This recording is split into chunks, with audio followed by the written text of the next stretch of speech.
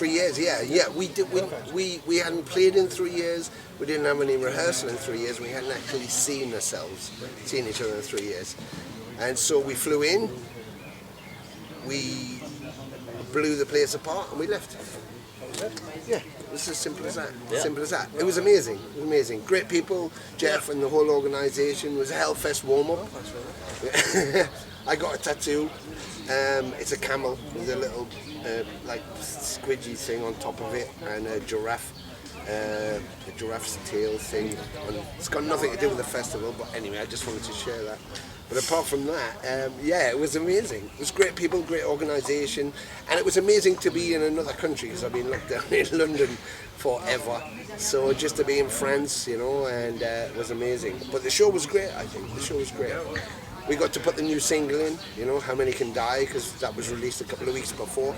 And so we put that into the set, so that was the first time we got to play it. We debuted it. And yeah, she went off like a fucking firecracker. It was amazing, so yeah, good.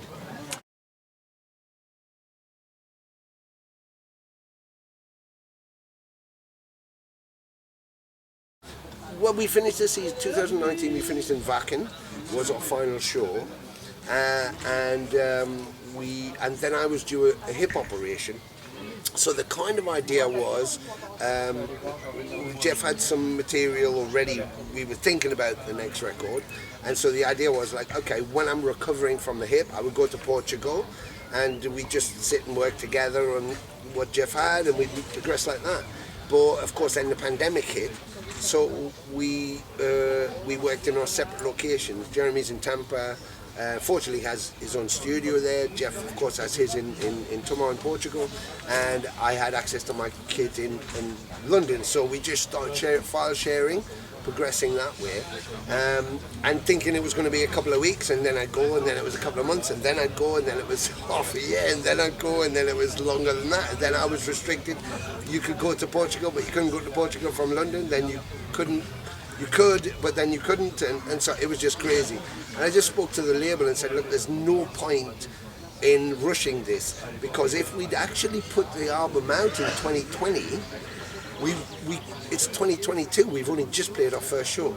So it's like by the time we get to play, the album will be 2 years old. So why should we rush then? Let's just take our time. So, which is what we did, and we ended up with more than an album's worth, 2 albums worth of material, and still material coming through. So I guess it meant that we could use the time to just relax and just get it how we wanted. So Jeff could, like, you know, mix 10 different versions of something and see what he liked and sample things out and, you know, play with the sound, which is slightly different to our ear from the sounds that we use, but more fitting with what we've produced, yeah. So it kind of was more exciting in a way, and knowing that by the time the album would come, which is this year, we'd already be out playing shows again, which was the ideal, you know.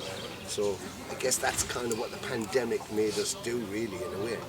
I mean, in total there was 24 songs. There was 24 songs that I've got on my hard drive, and then I had sent a list to the guys and says, this is what I think is the strongest 12, and we had a look, and then I was like, right, okay, let's go. So we concentrated on those 12 tracks. There was a couple of them changed as we went along. It was like, you know, as the tracks were growing, I can't remember which one it was now.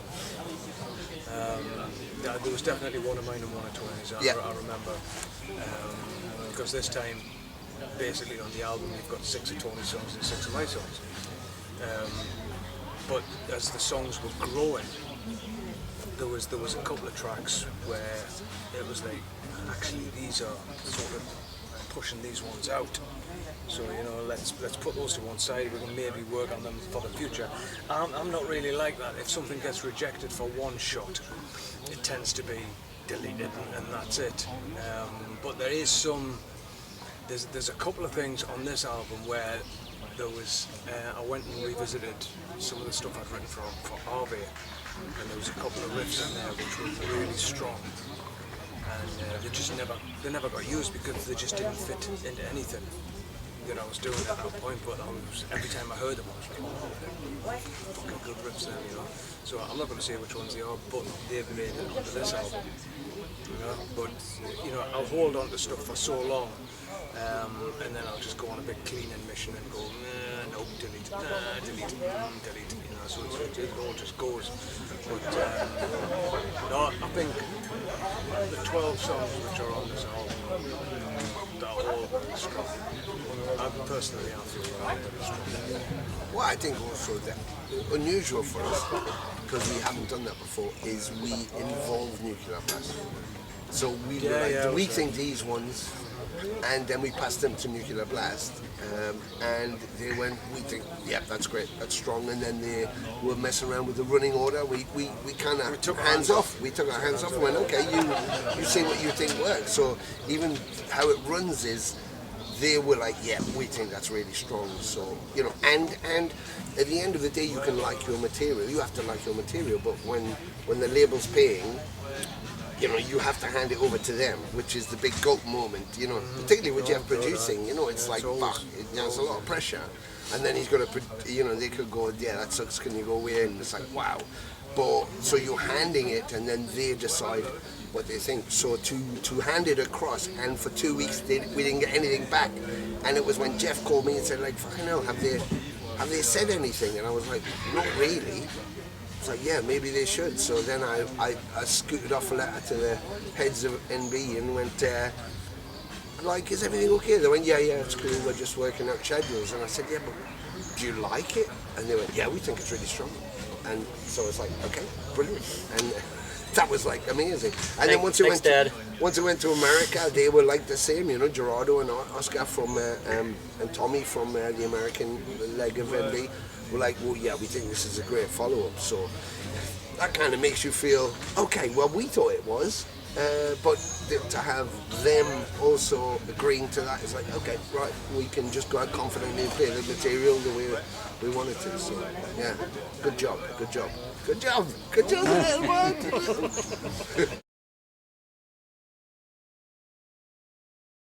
It's a very cooperative thing. Jeff has a particular way of working. He has a foresight, and he knows what he's looking for. You know, I'm much more, it happens, that's it. You know, it's like, there it is. I don't want to sit, you know, he could sit maybe, and Jeremy too, you know, could spend like 16 hours looking at one fucking loop for the waveform or something, going, yeah, I'm just gonna mess it. And I'm like, after 2 minutes, I'm like, right, I just want to stab myself in the head. It's like, right, I'm finished. But if there's something, the work ethic is still there. If something is required, we will then go back to look at it. And I think what I love about, obviously myself and Jeff, but also now with Jeremy, is that he's totally involved in it. And he has the freedom to create, and then we can discuss, could you try?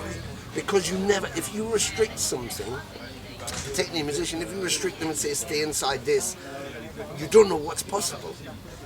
And what's exciting is, like, you hear something from Jeff and go, fuck, like, there was one of the songs I did, and I thought, I got to the middle section, and I was like, I couldn't, I was trying different things and going, I just don't feel it. So I just went to Jeff, could you just, for your solo section, could you just, and he created a solo section, and as soon as I heard that, I went, that's the best bit of the song.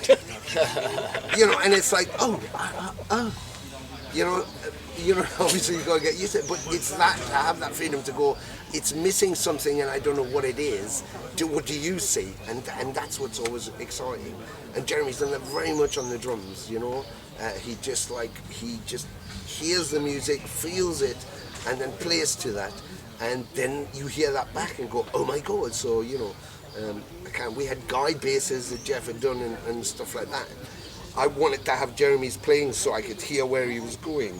It's like I play with Jeff, but then what's Jeremy going to do? And then once I heard his style, it was amazing. I could just sit on him everywhere, which then embellished what Jeff was doing. And then, you know, you have something really exciting as a creative process going. So I think that's, for me, that's the best bit about this, is, you know, it's 3 individuals contributing to an end product, which is amazing.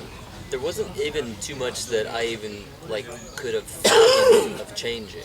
So, like, I heard the songs and I didn't hear any vocals. So even parts that I was like, maybe this is dragging, or maybe this goes on too long. And I'm like, well, how can you say that until the vocals go on?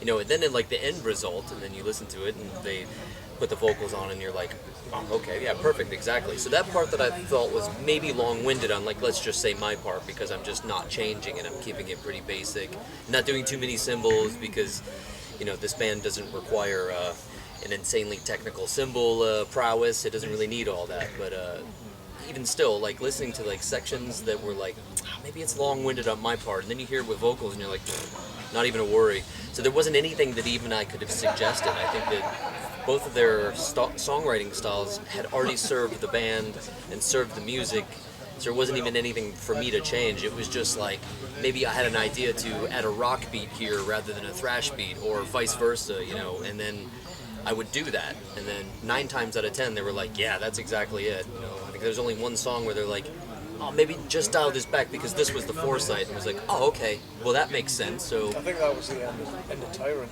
Yeah. Yeah. And it was like, okay, well, let's put that down. And then you listen to it and you're like, cool. Yeah. But you know, sounds the good thing about that is, because I must admit I'm quite precious when it comes to songwriting. You know, I'm a lone wolf. I get in the studio, I shut the door, and I don't want any involvement. You know, it's like, leave me the fuck alone. You know, and I write. And I had this big thing for the end of Tyrant, because Tyrant was written before everything that's fucking started now with this war and everything. And Tyrant basically speaks of what is happening now. And will I tell them the first 2 lines? Yeah, Right. The first 2 lines. but don't record this on video. Right. The first. Edit it out. The first 2 lines of Tyrant are a sad denial put into plan. Right. Now, My mum made cheese If cakes you- on the flat. if you dissect that, a sad denial put into plan. Right. A sad, Syria, denial. Put in, plan, put in's plan. So it's a sad denial put into plan to rape the people, destroy their land, right? It was written way before what's happening now, right? But that's the connotations of it. And at the end, this came from my love of Frank Marino. Frank Marino did a thing years and years ago called World Anthem. I mean, back in the 70s. It's a wonderful guitar piece. And I had always wanted to write this big anthemic part, which would be just an anthem to the world. You know, every country has its national anthem. I wanted to write like a world anthem. So I couldn't come up with this melody, I come up with a thing like that, with a march and snare beat and everything. And my vision for it, because like Tony says, he writes in pictures. I do the same. I write with an audience in mind. And if we ever play Tyrant at a huge festival, I would love to see the whole audience with our hands in the air at the end, but like this, just everybody holding each other's hand, or, you know, unity right away through the whole thing. And it's a big slow pound, and it is a big orchestral anthem at the end of the thing. And that was the only one thing. But even then, Jeremy sent me 2 versions. If that had been Abaddon, it would have been like, that's what you get. Yeah. But like what I was saying before, it's the work ethic and the pride in what he was doing. And you know, I found it difficult to turn around and go, oh, Jeremy, it's like, because you know, as another artist, he's put that effort in, he's put that work in, and it's what he's thought of, but it didn't fit with what the melody and everything was going to be, this big fucking swaying anthem thing, you know. It was just, I think there was just a pickup that you had put in. Yeah, that was it. Yeah. But it's, you know, but like I say, I like the Police. But Sorry. he sent me 2 versions. That was the thing, and I've still got both versions on the computer side by side in the project page. Yeah. You know, and I did listen to that version a lot and thinking, That shit. is it me? But then I had to write to the guys and say, look, I've got to make the decision to go with the other one, you know. But I think So- that's it, to but be that's to it. be able to do that and to have the other person understand that Yeah, dynamic. yeah. And that's what you need. That's what you need. And But that there's other progressed. parts that he's put in that I didn't expect on certain songs, and he just went, okay, fucking hell. Yeah, that shit. Didn't see that coming. Yeah, that is shit. They kept sending me songs that were at 250 BPMs. I was like, I guess we're a death metal band, guys. No, I think there's a justification in the pride in all the songs on this new album.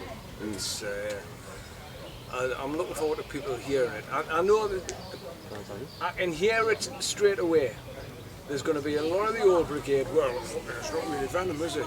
It's 21st century, you know? We're going to do a fucking retro show for you, you know? It's going to happen. That was the whole point of doing the Hammersmith show. Yeah, you know, this Return to Hammersmith 84 show, we're going to do that. It's going to fucking happen, so get your rocks off here if that's what you want, you know? But is this, of course it's a fucking Venom album. It is. You know, it's, but I'm proud of it. I'm proud of it, and it's what we were speaking about before. I think each individual's performance comes across because there's the space there in the mix and everything like that. It still comes across as a sledgehammer, I think, but you can still hear everybody's performance in it, what everybody's doing. Jeremy was doing some insane stuff on hi-hats and stuff like that, and I thought, I don't want to lose that, because a lot of modern metal productions for me today, it's fucking kick, drum and snare. Where's the fucking cymbals? The cymbals tie the whole fucking kit together. They tie the groove together. You know, I'm old school, you know, I know I'm fucking old school. But where's the fucking cymbals? Where's the crashes? It's like, and I wanted all that in because he was doing some. Where's that cowbell? Yeah. Things like that. He was doing Why some. is there not enough cowbell in I there? had 6 cowbells in this. Six I had six different cowbell. ones. Yeah, different varying and a sizes. cow. And a real cow. A real live cow. Yeah. He was my drum tech. But no, I think it's because it's part of the fucking instrument that he plays. You know, so. But I there's think gotta be that. that's the key. That's the key. Is that Jeremy's a percussionist. He's not just a drummer. He's a percussionist. That makes a big difference. You know, I said like, you know, that's a cushionist. It's a cushionist. He's a percussionist. Oh, percussion. Yeah, each percussion. We had but one per yeah, guy. exactly. I put mine here. Lower paid. But that's the thing, is I think, you know, there's a musician and then there's a guy in a band. They're not the same object. A musician is not just a guy in a band, he's a musician. And I think it's the same thing. There's drummers and percussionists, but there's drummers who are percussionists. And that makes a massive difference. Did you notice though he didn't put drummer and musician in the same sentence? Did you notice that? I didn't do that, did I? Yeah. Why is what you're asking. And actually, isn't it? how do you get the drummer off your front porch? That's really easy. You just pay him for the pizza and he goes away. How can you tell if the drum riser's level? He dribbles out of both sides of his mouth. I know there's going to be a guitarist joke comes up, but a guy goes into a music store and goes, certainly sir, would you like that in a 4-string or a 5-string? How many guitars does it make to change a light bulb? It takes 1. And when it takes 10, it takes 1 to change the light bulb and 9 to go, I could do that. And I could do that faster. Next question. Cut and action.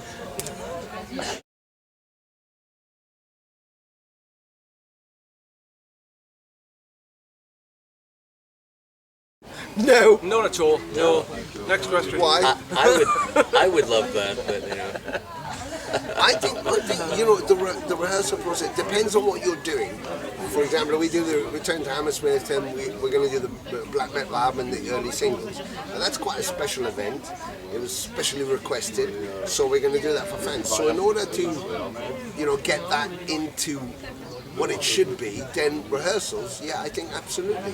But in our general day-to-day thing, what we tend to do is we know the material, we all go away and rehearse our material. When we come together, you know, each event, because each audience, you could play 50 shows back to back, but every night is different. We may not be different, the songs may not be different, but the audience is different. So you need that spontaneity. And I think if you rehearse, you know, every day for a month, that's great, you're going to sound fantastic, you know. But when you go and play, you're still rehearsing the songs. So you're playing the songs, okay, they're all in time, but is there any life in it? What happens is like what we just did in France. 3 years and we come together. Jeremy's going, can we get a rehearsal the day before? Yeah, we'll see what we can do. No, we can't. It's like, okay, let's go, we're on fire. We just go in it. So for us, it's like, nah! And for the audience, it's like, nah! And then we move on. And so we keep that excitement, that spontaneity in there. And I think particularly... It was exciting. It was exciting. Maybe not for other bands, but for a Venom experience, for how we need that. We need that. You know, you need that. It's live and it's now. I think the one thing that I can say about that is, you know, the Possessed album that we did all those years ago. One of my least favourite albums, and we rehearsed the life out of those songs. I firmly believe that because by the time it came to record that album, it was like, what song are we doing? Right, and it was go through the fucking motions. There was no fire there at all, it was gone. You know, I mean, it wasn't a good time for the band anyway, but on the rehearsal side of it, it was like, you know, and it had just been rehearsed and rehearsed. But still, that's comparative, isn't it? Welcome to Hell, 3 days. You've got 3 days. Can you do an album? Yes. Have you got enough songs? Yes. They lied. They didn't. So then you go in, you've got 3 days to go, fucking hell, we better just like do this. And everybody goes, oh my God, how did you come up with that chaos? It's like, we just plugged in and played. But that's the moment. You can't beat a moment like that. People can try and copy that moment. You know, Tom tried to do it, and Quarton tried to do it, and you know, and you know, even later Burzum with the, you know, he wanted to. Yeah, I want one mic in the middle of the room. I want everything DJ. I want it to sound like that because I'm trying to recreate that moment. It's like you don't recreate it. You don't create it. It just is. And what I want us to be live is this is a moment. This is your moment. Whatever happens, happens. That's what you got. Bang, it's done. Fuck you. Off we go. And then everybody goes, wow. You know. And the next time they come, maybe different moment for them. But it should be. You know, I've had people go to me, you know, I saw you guys 5 times, and every time you blow me away. But for different reasons. That's amazing. That's amazing. You know, you want to go and see Kiss, and you want them to play all those songs, and you want them to have all that stage show and everything else, and that's great. You know, it's like opening a kind of, you know, I don't know, Cheerios. You know what they're going to taste like, you know what they're going to look like. But if you open it, every time you open the package, something different in there, a different toy in there. Why do they put toys in the cereal boxes and they're different toys? Exactly, look at this toy, that's different. I've never used one like this before. So, you know, but, you know, why do you put different toys in? Because you want to make it exciting. The cereal's boring, so let's make it exciting, and that's what you want. It's like, you know, this band, one of my favourite all-time bands, and our friend over Judas here Priest. just said, are you going to go and see Kiss when they come? No, I'm not. You know, it's like I've seen so much footage of the End of the Road tour now on YouTube, and I watched the Kiss 2020 Goodbye thing. The show is exactly the same every fucking night. Every night. Paul Stanley says the same things every night. It's like, it's just fucking, it's, you know what it is? They've become rock and roll by numbers. It's a sad thing to say for one of my favourite bands of all time, but I'll never go and see them again. Never. You know, if I'm hopping about on YouTube and looking at stuff like that, I'll look for them fucking nothing further than 76. You know, it's. I mean, that's not belying the consistency. You know, the crowd last night didn't see Kiss. The crowd tonight are going to see Kiss. They want to give them the same experience. But there becomes, it's like the over-rehearsing, there becomes a kind of stage point where, you know, you get the end of a tour like that and you're bored of it yourself. It should never be boring, and the audience is different, so you can be different. This person seeing you, who couldn't see you last night, sees you tonight. They missed what you did last night, but then those people missed what you did tonight. It keeps that interactive thing, doesn't it? It keeps it exciting. So you don't want to just, and especially ladies, if you went to see a band in the old days, you could hear from some friends, oh, it was amazing, you're going to love it, on a telephone. You go and see, you had no idea. But these days, by the time we played the first song, half of it's up on YouTube. So do we want to then take exactly the same thing to the next place? No, you've already seen that. You know, it took us like 3 or 4 years to tell people, stop taking photos of the set list and posting them online. Because what you're telling people is that on the last day of a 30-day tour, they already know what we're going to do. So where's the spontaneity? Where's the excitement in that? You know, the amazing thing about saying Kiss is like that moment that you didn't expect that happens. That's what used to happen. People really do like to read the end of the book though, and like know what's going to happen, and they're like, yeah, I like to have that.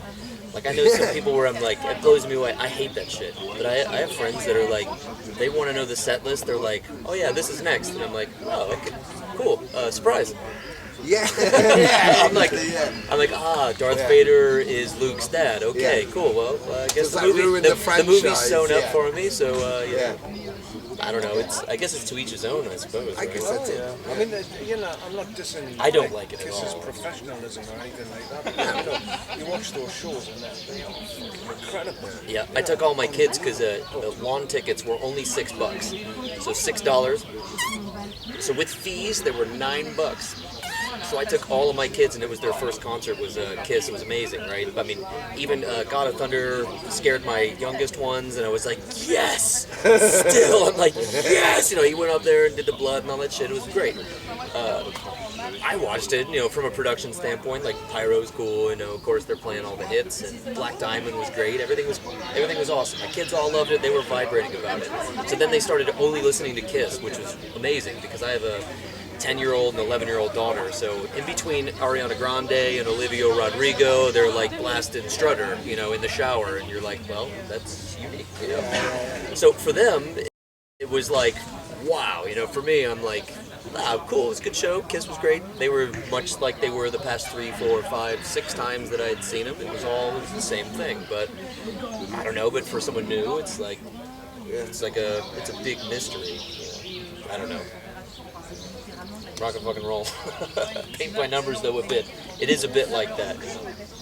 We don't give that. It's like, oh fuck, hang on. It's like a roller coaster, and you're like, wow, what's actually happening? And go. You know? In a way, we paint by numbers, but we don't have the numbers in the right order.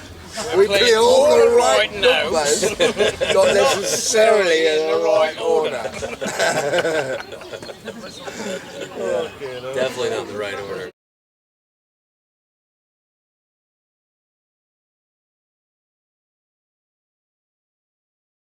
There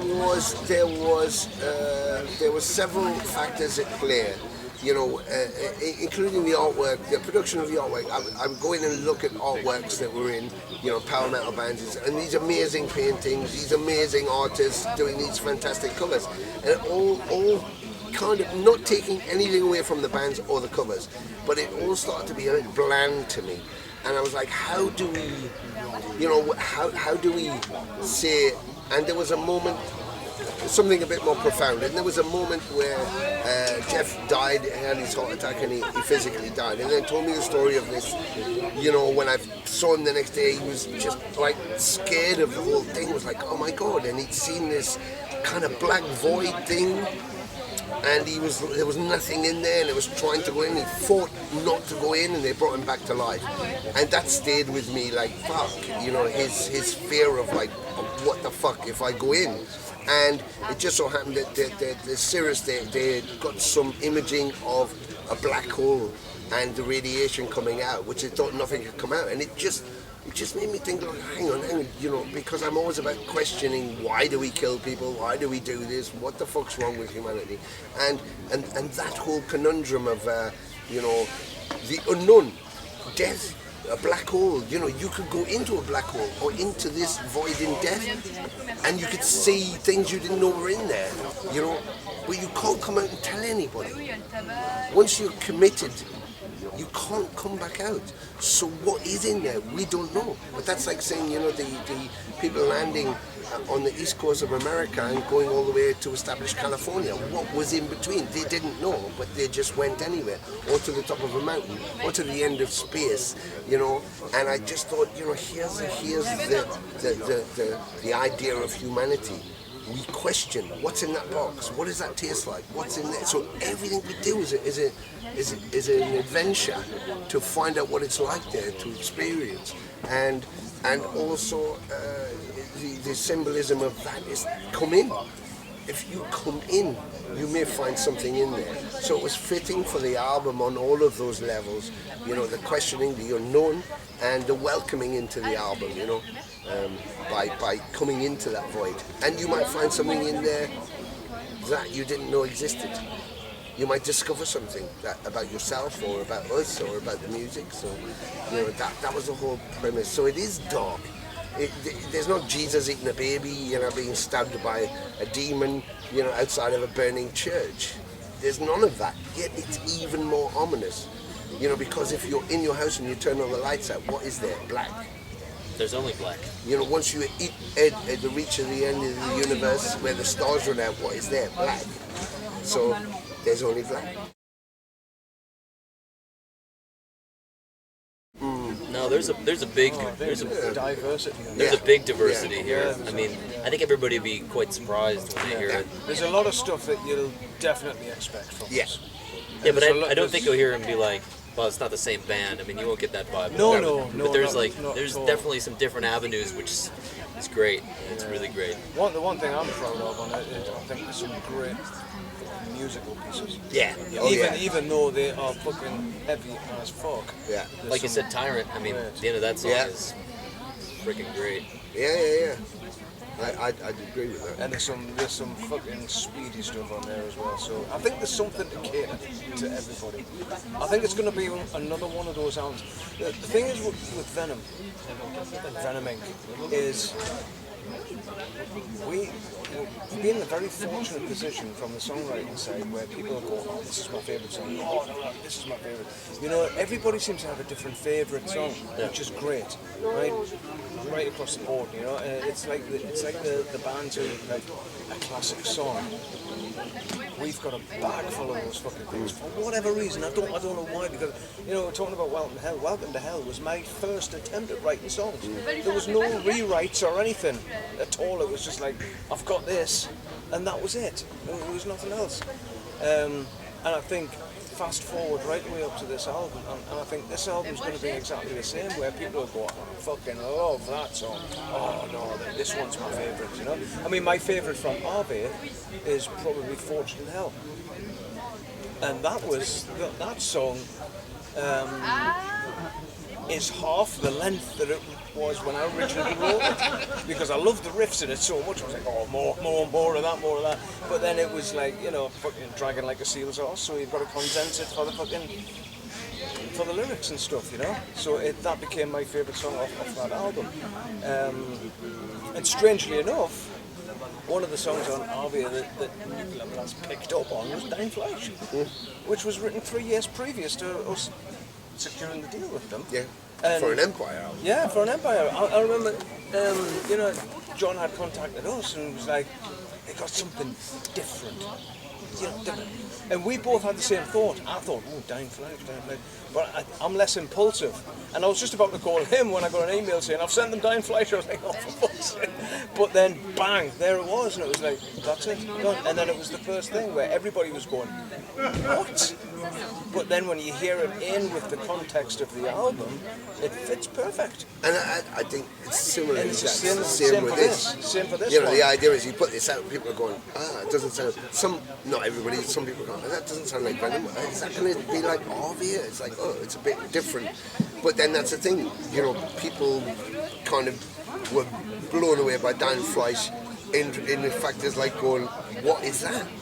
What is that? Is that what the album's going to be like? It's like, I didn't say that. But I could give you the obvious. So what's the point in giving you the obvious?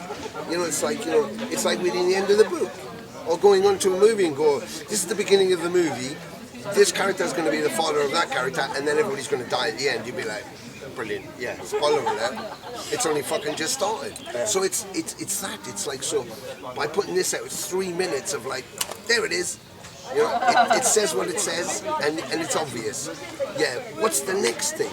I don't know. So the next single, you're going to go, hang on a second, because the next single is more developed, is more in depth, and then the one after that again, and then the one after that, and then you've got the album drop. You know, and it's full of songs that take you on a journey, and nothing is the same. nothing is the same. And that's what we did with Orville. I mean, you can say it sounds like us, but what song on Orville sounds like the song before it? Nothing does. Nothing does. It's the same with the early Venom stuff, you know. Everybody goes on, oh, Venom, satanic. You got to remember that on fucking Welcome to Hell, there's a track called Poison, which is about catching a fucking disease off a fucking girl. Yeah. You know, and then Black Metal, the big album, Teacher's Pet. Yeah. You know, so we were always writing diverse stuff, and personally myself, I would get bored of having to write in the same formula all the fucking time. Yeah. You know? It would sound like a repetitive thing. Yeah, I mean, there's bands out there, there's 1, 2, 3 bands I can think of immediately who are ultra, mega successful, top of the fucking tree. There's a formula to their fucking songs. You know, and probably that's why they're so successful. Yeah, on a commercial level. On a commercial level, yeah. What you're doing. But if you take Venom, you have between 2 albums, the songs that we play also feature the singles. If you take Bloodlust, Bloodlust Bursting Out, Acid Queen, Dead of the Night, Die Hard. You take those singles, Anomaly Satanis, those singles were standalones, nothing to do with the albums, so you're actually including them as well. So it's like, and Warhead doesn't sound fucking anything like Bloodlust, which sounds nothing like Die Hard, which doesn't sound like In League with Satan. So it's like, you know, there were just songs being done, and they were standalone songs. So I was shot. Exactly. And the biggest difference, you know, Manitou.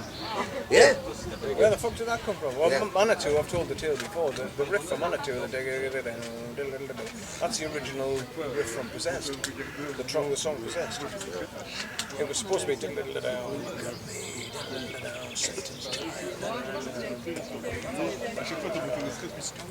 that's the way it was going to be. And then all of a sudden I was playing the thing and Conrad went, and that was it. There we go. When the song was born. So that just changed. Which is very diverse. So, Yeah. So some people, that's like their favorite songs. Yeah. That sounds nothing like Live Like an Angel, Die Like a Devil. That sounds nothing like it could be a totally different band. So that diversity was always there. Yeah. Which this new record has an incredible amount of diversity Same approach, as well. same approach. You know? And if you want to know the influence for Live Like an Angel, Die Like a Devil, you'll have to read the book, because I've never told anybody what it is. Don't tell them. It's a fellow... Nope, don't say it. You gotta read the No, book. Don't they say have it. to read the book, and not the Don't end of the say book it. Talk first. over him. You have to read the Read whole the book. book. Read the whole book, because it's right at the very end. It's the last thing he says. Yeah. And the influence was... Get the next book. If you were smart. That's genius. Yeah. Yeah, you gotta write that down.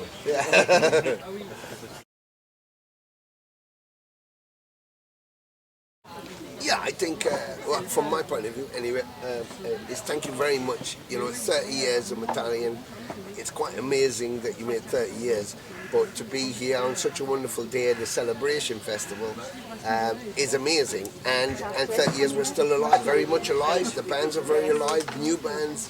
The scene's still going. It's still wonderful. We're old men, and we're still here delivering new music, and it's great to be part of that, and to be in France. For our 3rd show, it's only our 3rd show since lockdown, is amazing, and to see old friends, of course. So yeah, so thank you so much, and the merci. scenery is really beautiful too. I just have that. It's And I mean, gorgeous. my first experience was 84, Paris, Espace Ballade, and been coming to France ever since. Here we are again, all those years later. Long association. And he died. Long association. This is his 2nd time coming back, so Yep. not many people can say that. Jeremy, over to you. I really like cats, and I'm a horseman. He's a cat, he's a horseman. And now the weather. Thank you, good night. There we are. Thank you. Thank you, Chris. Thank you so much. Thank you very much, Chris. Cheers. Always a pleasure. Do we clap until he turns it off? No, we don't do that. Tony.